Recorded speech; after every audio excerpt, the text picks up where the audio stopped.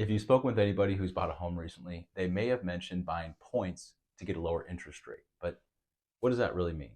To explain this, I'll use a hypothetical scenario. Just know these numbers are not real. It's just for my example. So let's say you get under contract or you're starting the refinance process, and I tell you, okay, you are qualified for 6.75%, and we provide that at no cost. Okay, great.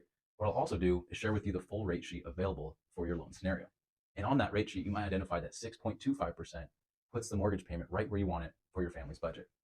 So what we need to figure out is how do you get from 6.75 to 6.25%? And it's simple. Buying down a rate is done as a percentage of the loan amount.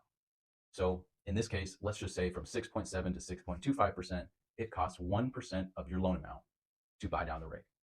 And if it's a $300,000 loan, then that would mean you're spending $3,000 at closing in addition to your normal closing cost, your normal down payment to get from 6.7 to 6.25%.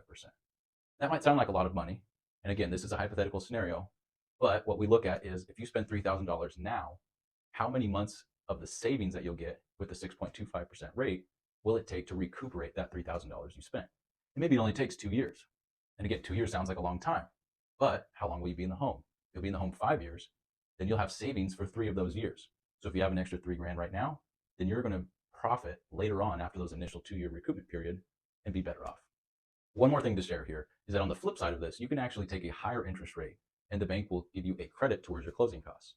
So let's say 7.25% provides a 1% credit, and we have the same $300,000 loan amount, which means the bank would provide you a $3,000 credit towards your closing costs. So you are saving money out of pocket at closing in exchange for a higher monthly payment. It's all dependent on what your scenario is as to what I would recommend makes the most sense. If you'd like to look at a rate sheet for a purchase or a refinance you have in mind, feel free to reach out to me and we can look it over.